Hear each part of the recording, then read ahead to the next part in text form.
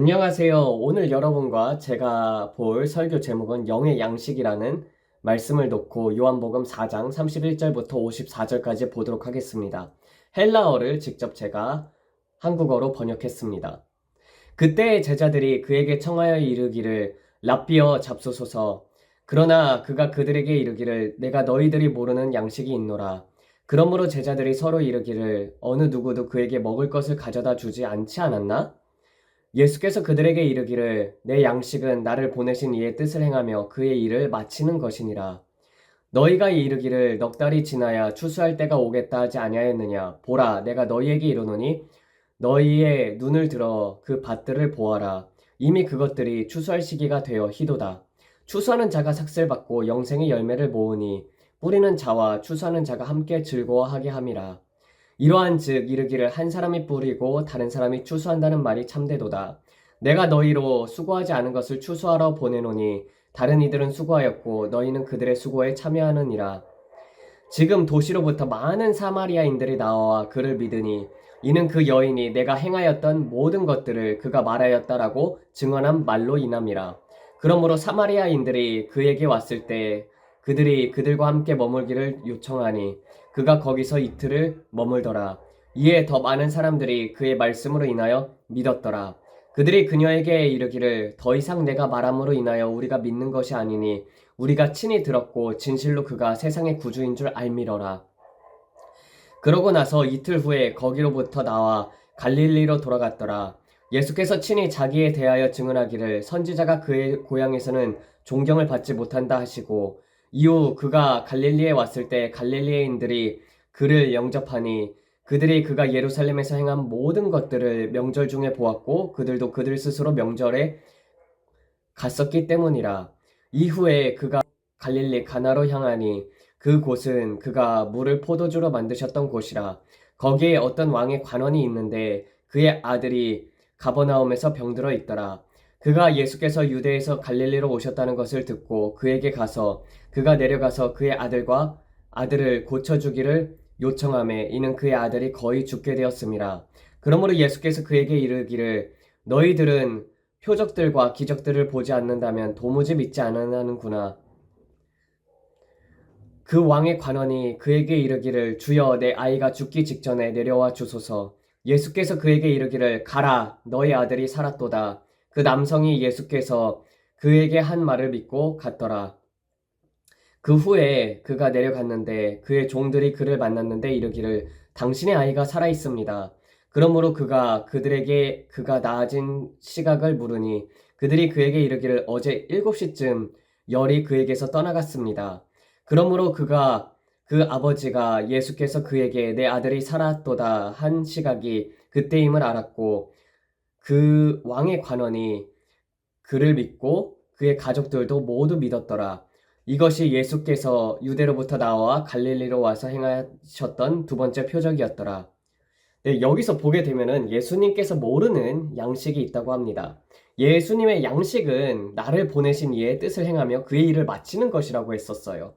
여러분, 이 땅에서 우리가 태어나잖아요. 태어났을 때 우리는 목적 없이 태어나는 것이 아닙니다.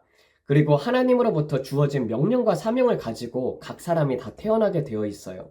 그래서 우리가 영이었을 때 아직 그러니까 우리가 태어나기 전에 창세 전으로부터 하나님께서는 우리가 되어질 모습들을 보고 기뻐하시면서 그 영들을 각각 그 사람의 몸에 그러니까 우리가 뱃속에서 임신이 되었을 때 각자의 이제 사명을 영에게 먼저 전달시키고 그리고 잉태시켜서 보내는 거예요.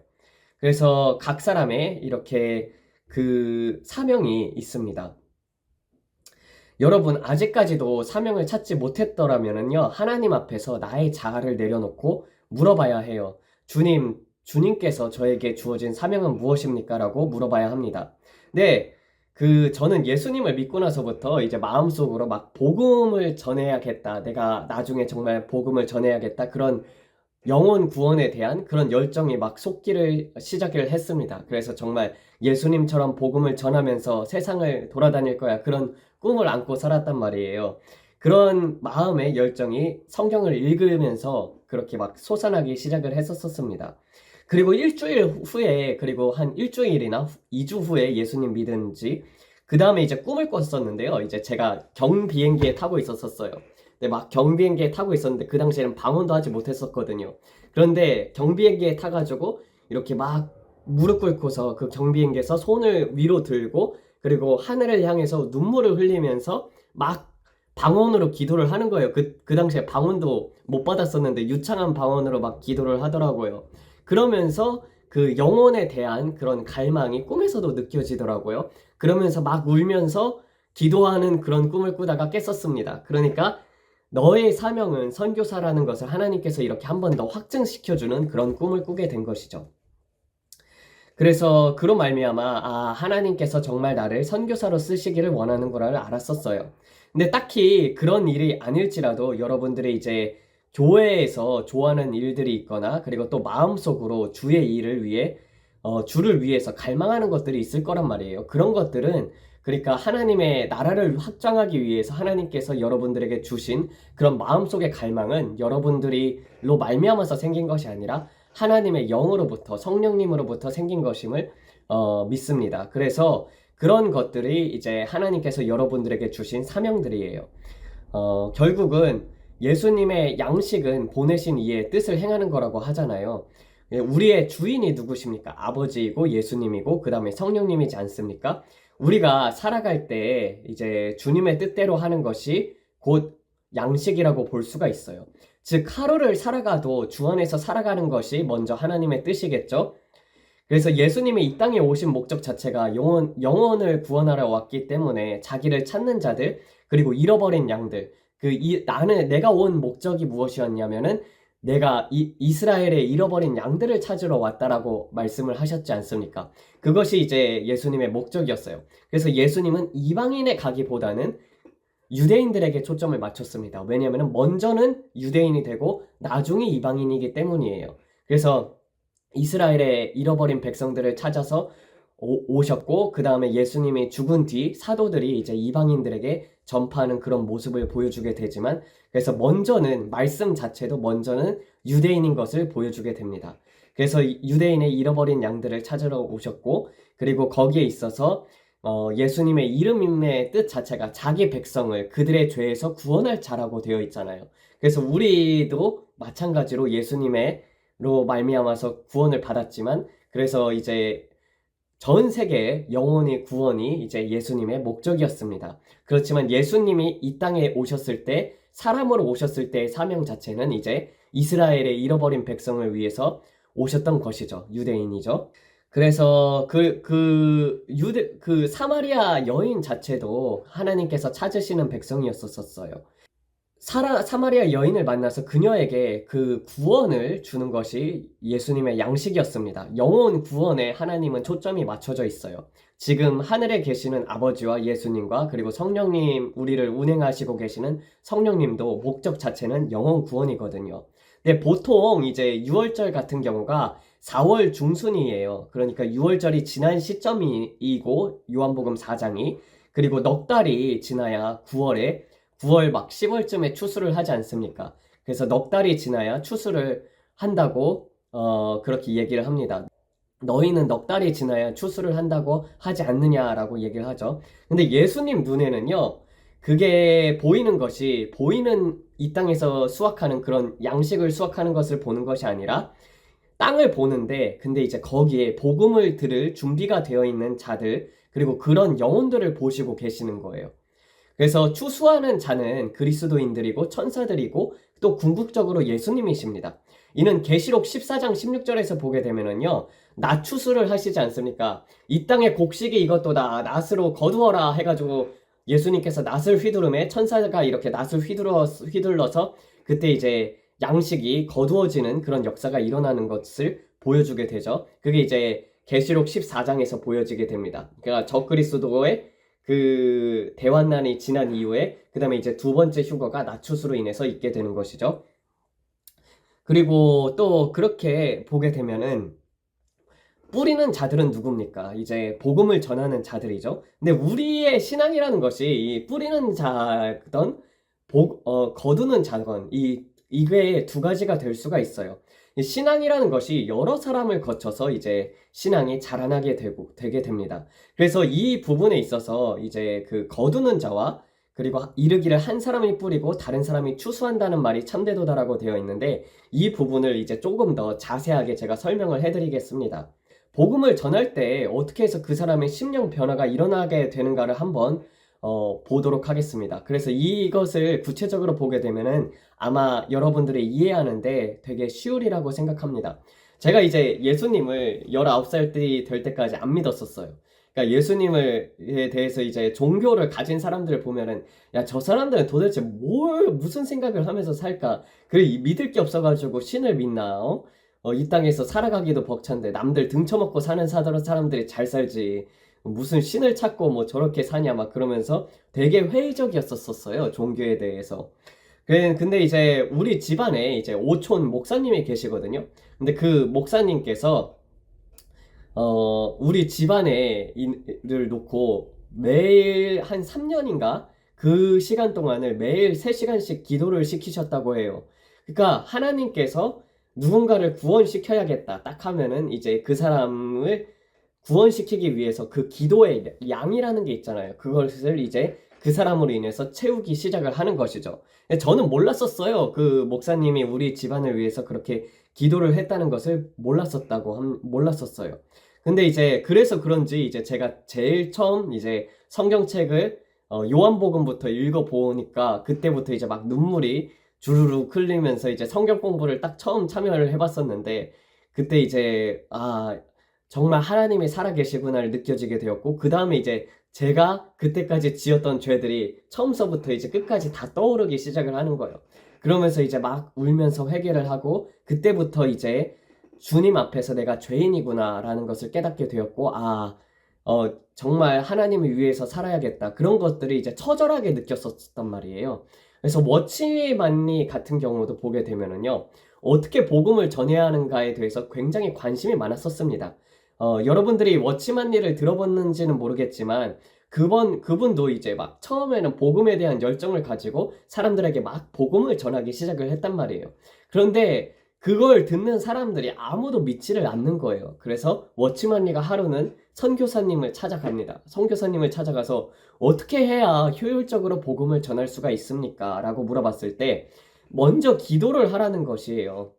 그래서 기도를 할 때 내가 정말 하나님께서 보내주시는 영혼을 만날 수 있게 해주세요. 그리고 복음을 전할 때 그 사람들의 마음을 열어주십시오. 그리고 또 이웃과 그리고 또 아는 사람에게 복음을 전할 때는요, 구체적으로 그 사람의 이름을 놓고 다 기도를 했습니다. 그러니까 그 이름을 놓고 기도를 하니까 그 사람들이 이제 심령이 변화가 되기 시작을 하는 거예요. 그래가지고 복음을 듣고 믿는 자들이 많아지게 되었었습니다. 어떻게 보면은 중국 선교에 있어서 거장이시죠. 정말 워치만리는 거장이라고 볼 수가 있습니다.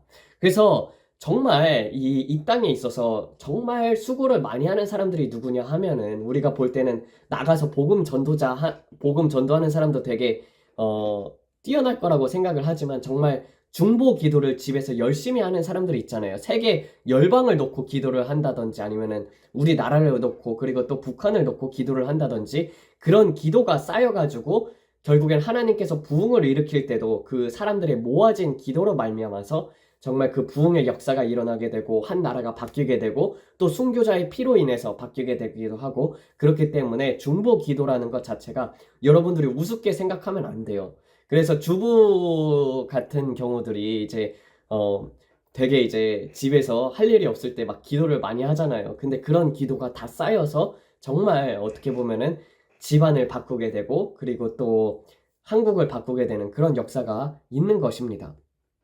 그래서 특히 이제 저를 많이 가르쳐 주셨던 그 삼각산에서 기도를 하셨던, 통일봉에서 기도를 하셨던 임마누엘 기도원 원장님이라고 이시혜 목사님이 계시는데, 그분은 이제 하나님께서 그 절벽 있는 데에서 하나님께서 딱 그 자리에서, 통일봉에서 딱 절벽이 있거든요. 그 자리에서 기도를 하라고 했었어요. 그래서 비가 오나 눈이 오나 나라를 위해서 너는 기도를 해야 한다 해서 5시간에서 7시간 정도를 매일 그 절벽에서 기도를 하셨던 분이십니다. 그렇게 기도를 해서 저는 정말 그 정사와 권세와 싸우셨기 때문에 정말 한국이 그 당시에 이제 큰 부흥이 있었고, 그러면서 예수님을 많이 믿게 되었고, 정말 그 이후로 경제적인 발전이라든지, 그리고 또 세상에 있어서 그런 이제 잘못된 부분들이 많이 고쳐나가든지, 그런 것에 있어서 정말 저는 그런 분들이 많이 헌신했다고 생각을 하거든요. 그리고 정말 그분들은 정말 기도로서 희생하신 분들이죠. 또 우리나라에 6.25 때 정말 많은 순교자들도 있었고요.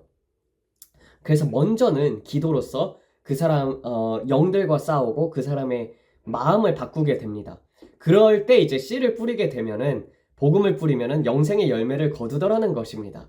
그러니까 수고를 하는 거는 이제 기도로서도 수고를 하고, 또 복음을 전함으로써도 수고를 하고, 또 이런저런 방법으로 남을 도우면서도 수고를 하게 되지만, 근데 사람의 마음이 쉽게 바뀌는 것이 아니기 때문에 안 열릴 수가 있단 말이에요. 그래서 또 어떤 분들은 정말 이 사람, 저 사람, 이 목사님, 저 목사님 거쳐가면서 수많은 설교를 들어도 변화가 되지 않다가 이제 마지막에 죽는 순간에 어떤 사람이 이제 병원에 찾아와서 그 사람이 말하는 것을 듣고 예수님을 영접하면서 죽는 경우도 봅니다. 그렇기 때문에 이 또한 다른 사람들이 기도하고 수고를 했지만 마지막에 그 거두는, 그 추수를 하는 사람은, 그 영혼을 추수하는 사람은 그 다른 사람으로 인해서 되는 것이나 다름이 없습니다. 마찬가지로 여러분들도 마찬가지일 거예요. 저도 신앙생활에 있어서 여러 목사님들과 그리고 여러 영적인 지도자들을 거치면서 신앙이 자라갔습니다.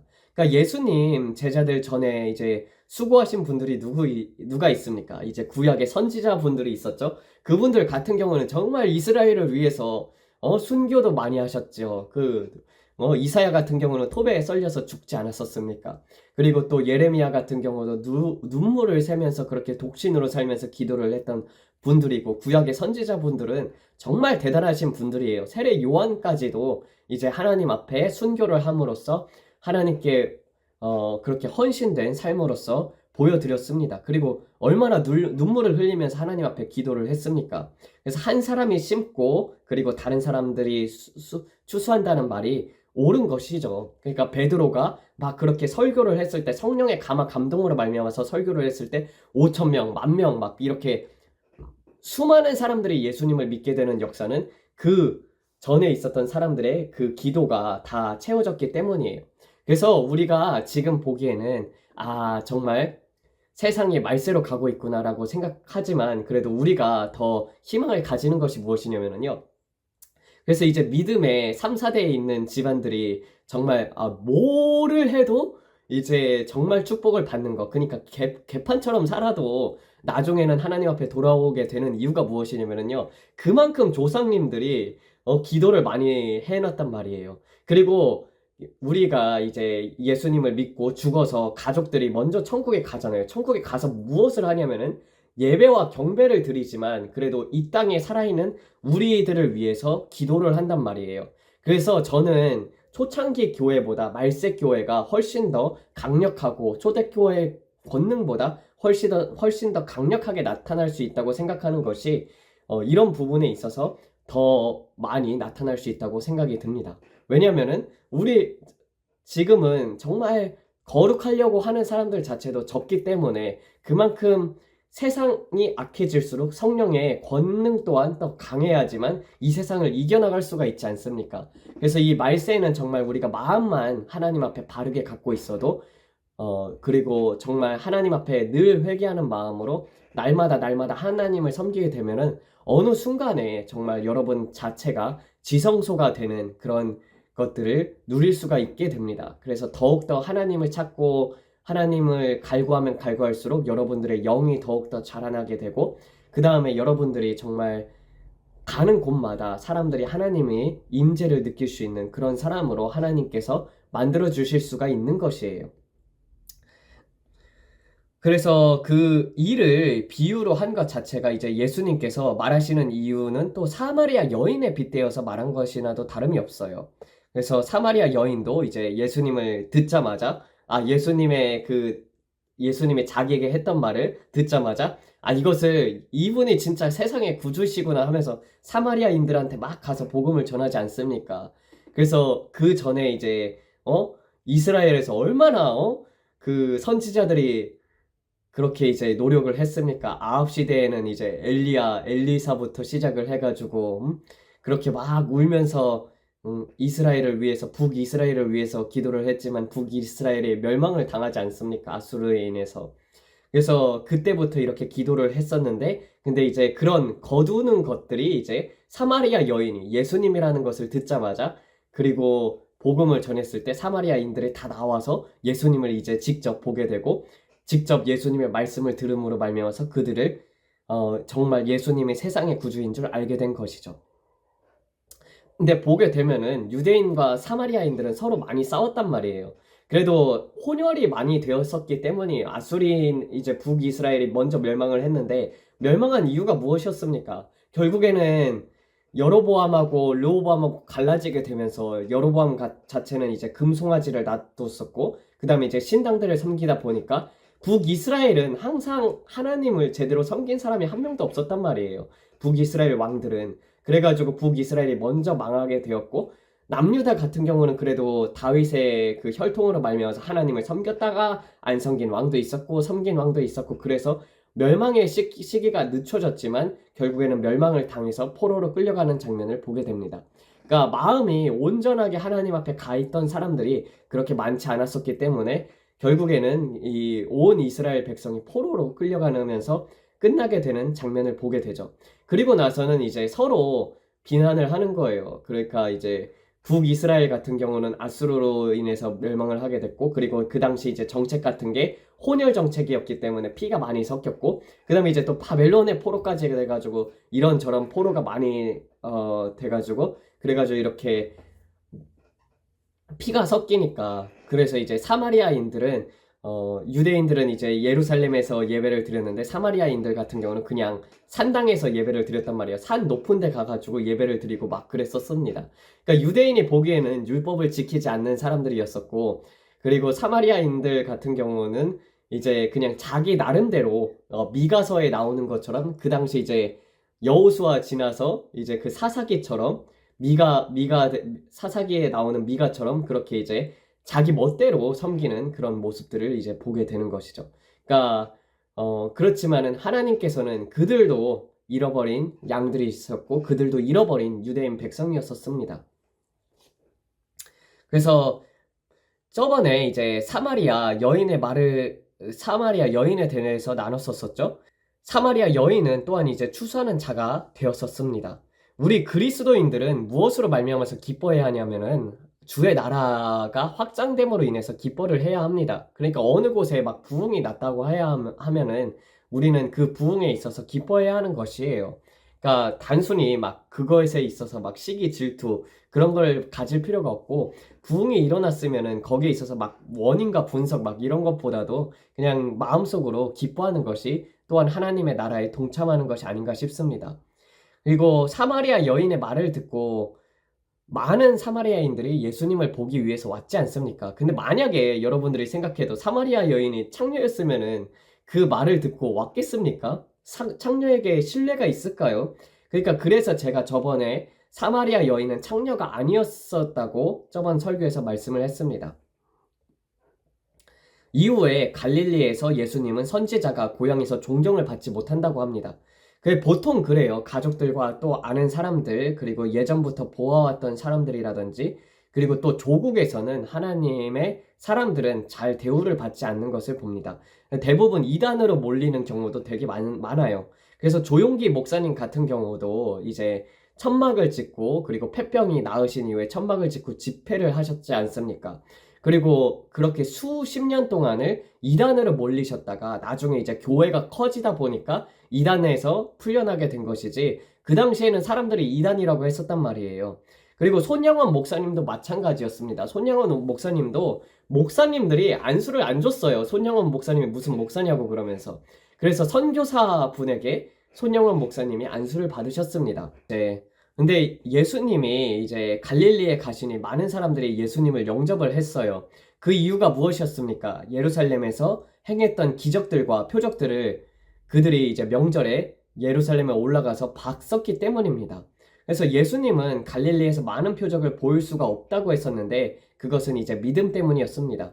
그러니까 안수하는 자의 믿음도 중요하지만 받는 사람도 하나님께서 고쳐주실 수 있다고 믿어야 역사가 일어나거든요. 근데 그들은 예수님을 어렸을 때부터 받지 않습니까? 그러니까 아니 뭐 그냥 사람인가 보다 생각하지 구주로 생각했었습니까?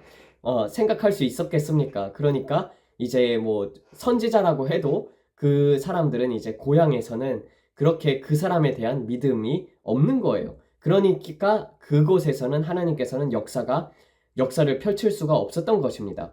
근데 이제 그런 갈릴리에 있던 사람들이 예수님이 명절에 올라가서 6월절에 이제 행하셨던 많은 기적들을 보니까 갈릴리인들도 이제는 저분이 정말 기적과 표적을 일으켰구나 그걸 생각을 해서 이제 믿기 시작을 해서 영접을 하기 시작을 하는 것입니다. 예수님이 이제 예루살렘에서 기적들과 표적을 행하시기 전까지는 이제 갈릴리 사람들은 예수님을 구주로 믿지 않았었던 것이죠. 그래서 갈릴리 가나에 가셨는데 왕의 관원이 예수님이 오셨다는 소식을 듣고 요청하기를 갈릴리 이제 가나에서 가버나움까지가 약 34km거든요. 거기에 이제 아들이 죽기 전에 같이 내려가 달라고 요청을 하는 거예요. 그때 이제 예수님께서는 너희는 표적들과 기사들을 보지 않으면 도무지 믿지 아니하는도다라고 말씀을 하십니다. 그러니까 유대인들은 표적을 구하지요. 그리고 또 우리들도 때로는 하나님의 표적과 기적들을 구하기도 합니다. 근데 예수님께서 본질적으로 이 말씀을 하신 이유가 무엇이냐면요. 표적과 기적보다 더 중요한 것이 있기 때문입니다. 어차피 표적과 기적은요, 단지 이 세상에서 살아갈 때, 우리가 육신을 가지고 살아갈 때 중요한 것들이지 일시적으로 일어나는 현상에 불과하는 거예요. 예를 들면은 여러분들 죽은 자를 예수님께서 살리셨어요. 그 사람들이 계속해서 살아갑니까? 아니면 다시 죽습니까? 다시 죽어요.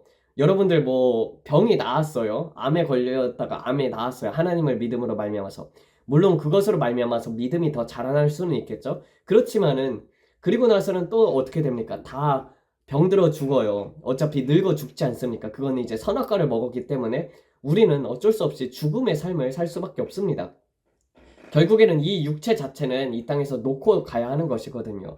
그러니까 예수님은 영혼 구원에 관심이 있었고, 두 번째로 이제 성령으로 새 사람으로 새 피조물로 변화되어 인간들을 신부의 자리까지 올리는 데에 이제 관심이 있는 것입니다. 그러니까 영혼 구원에 있어서 그 사람에게 이득이 되면은 고쳐주기도 하시고, 그리고 또 영혼 구원에 있어서 그 사람이 조금 더 연단을 받아야 한다 싶으면은 병이 있어도 하나님께서 그대로 놔두시는 경우도 있다는 것입니다.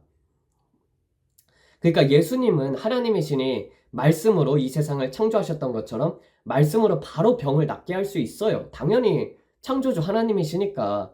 그래서 이제 내 아들이 살아있다라고 얘기를 하니 이제 그 관원이 예수님의 말을 듣고 이제 믿고 가는 것이죠.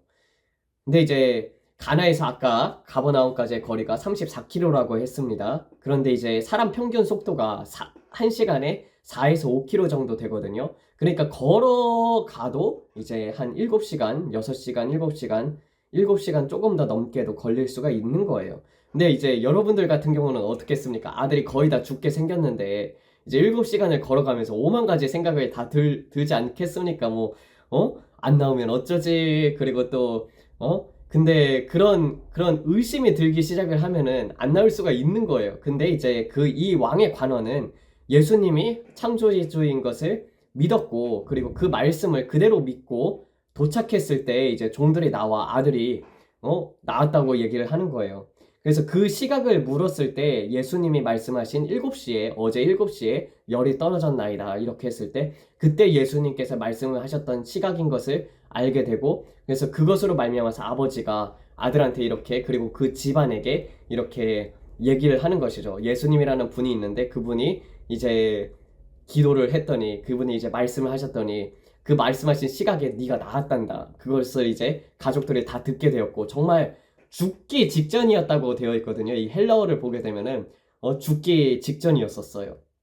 근데 딱 그 기도를 했을 그 시각에 나았으니까 다 집안 사람들이 듣고 놀래는 거죠. 죽었던 자가 거의 죽으려고 했던 자가 살아나게 되었으니까요. 그러면서 이 온 집안에 구원이 미치는 것을 보게 됩니다. 그래서 예수님을 믿으면 온 집안이 구원을 얻게 되는 그런 역사가 일어나게 되는 것이죠. 그래서 이렇게 54절까지 보게 되었습니다. 결국에는 예수님께서 이 땅에서 오신 목적은 하나님의 뜻을 온전히 이루는 것, 그리고 마치는 것, 이루는 것 자체가 목적이었습니다. 여러분들도 여러분들에게 주어진 사명들이 있을 거예요. 그리고 그 사명들을 충족해 나갈 때 여러분들의 영이 기쁘게 됨을 느끼게 됩니다. 이 세상에서 어떤 것들도 여러분들은 이렇게 막 정말 마음속으로부터 기쁜 것을 느낄 수가 없을 거예요. 왜냐면은 뭘 해도 좀 허무하거든요. 이 육신적 모든 것은 일시적인 거예요. 조금 약간 인생을 멀리서 바라보게 되면은요, 이 땅에서 여러분들이 즐긴 거를 즐긴다 하더라도 여행을 간다고 쳐요. 잠깐은 즐기겠죠. 그런데 마음속으로부터 우러나오는 기쁨은 언제 누릴 수 있냐면은 여러분들이 하나님의 뜻을 행할 때, 그리고 여러분들이 하나님의 사명이 주어진 사명들을 행하여 나갈 때 그것을 이제 기쁨이 솟아오르는 것을 느끼게 됩니다. 근데 그런 거는요, 이제 복음을 전할 때 정말 성령이 내 안에 계시는 하나님께서 기뻐하면은요, 나도 그 기쁨을 누릴 수가 있거든요. 근데 이런 것들을 아직 잘 느끼지 못한다. 그러면 여러분들은 성경을 읽고 기도를 하는 것을 더 많이 하셔야 합니다. 복음을 전하는 것도 중요하지만은 여러분들이 성령님께 묻고 행하는 것이 더 중요해요.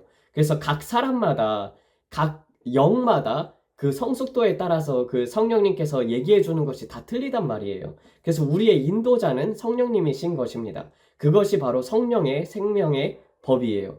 그러니까 만약에 여러분들이 성령의 인도함을 받지 못한다면요, 여러분들은 율법 아래에 있는 사람들과도 같습니다.